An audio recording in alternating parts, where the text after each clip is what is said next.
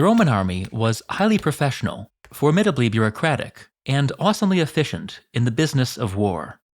But even at the height of its power, providing armor and weapons to hundreds of thousands of men was a challenge. The Imperial Roman army consisted of legionaries, citizens who served as heavy, close-order infantry, and auxiliaries, non-citizens typically deployed as light infantry or cavalry. Legionaries often wore segmented plate armor, which, though prone to rust, protected their shoulders better than mail. Their shields were usually rectangular and always curved. Their helmets had neck guards and hinged cheek pieces. Besides his dagger, each legionary carried a pilum, a javelin designed to punch through armor at close range, and a gladius, a brutally effective short sword. Although auxiliaries could be equipped as anything from slingers to heavy infantry, they often wore mail shirts and carried flat, oval shields. Their most characteristic weapons were a stabbing spear and the long slashing sword known as the spada.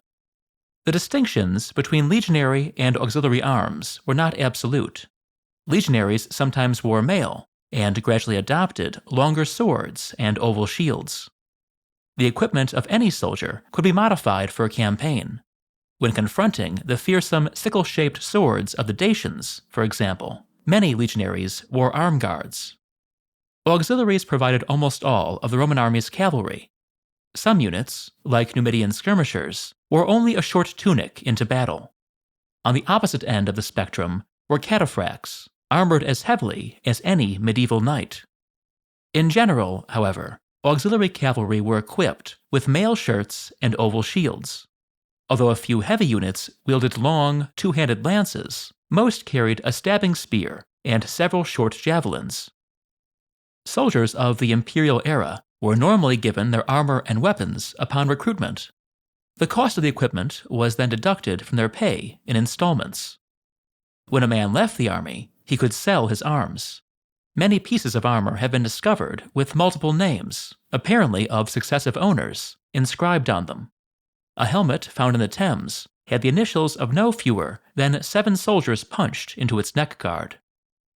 During public exercises, auxiliary cavalry wore parade armor, which included elaborate helmets with hinged masks and leather headpieces for their horses.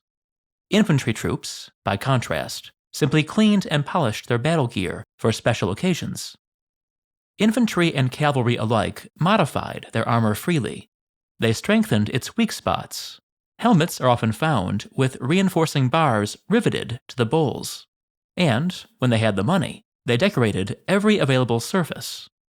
The elaborate dagger sheaths and ornamental plates often discovered around military camps attest to customized armor shops run by civilians or veterans.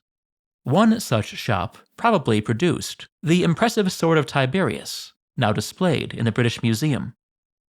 Speaking of customized weapons, a brief word about this video's sponsor. War Thunder is the most comprehensive vehicle combat game ever made. Players can choose from more than 2,000 tanks, airplanes, helicopters, and ships, each incredibly detailed, dating from the 1920s to the present day. You can customize your vehicles with everything from camouflages to historical markings, and even 3D decorations. Then, you captain your vehicle in dynamic, combined arms PvP battles. The combat experience is designed to be immersive, with realistic movements and detailed vehicle damage models. I was consistently impressed with the game's 4K graphics. Play War Thunder free now on PC, Xbox, and PlayStation. Follow the link in the description to claim a bonus pack that includes a premium account and multiple premium vehicles.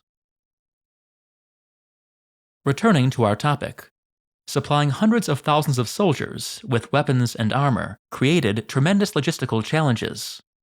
Only the simplest weapons, like lead slingshot bullets, could be manufactured in the field. Making a composite bow, for example, took more than a year, the components being glued together as the wood seasoned. The best spears, likewise, had to be cut from groves of specially coppiced ash and hazel trees. Under the Republic, the Army's weapons and armor had been produced by civilian contractors based in cities. Enemy craftsmen were sometimes pressed into service. After Scipio took the Carthaginian stronghold of Carthago Nova, he immediately put 2,000 artisans to work making arms for the Romans. The professional army of the imperial era continued to rely upon urban workshops in the eastern provinces, where most troops were based in or near cities. Italian cities, likewise, produced weapons for newly raised legions, especially during civil wars. But along the northern frontier, where large settlements were few and far between, arms were made in military camps. Many camps had workshops dedicated to arms production.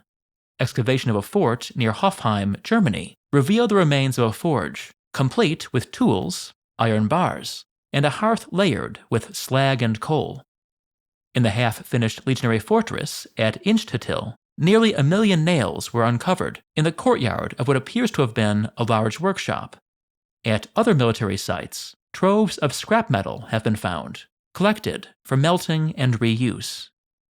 Soldiers who were trained craftsmen, swordsmiths, shield makers, fletchers, etc., were exempted from other duties. They could be impressively efficient.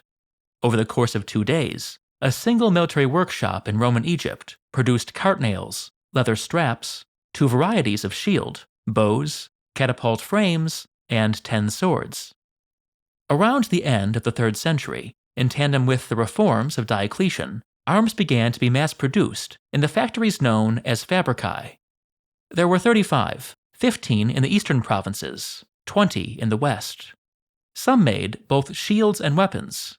Others specialized in breastplates, arrows, horse armor, or ballistae. All were designed primarily to equip the field armies, whose mobility limited in-camp manufacture.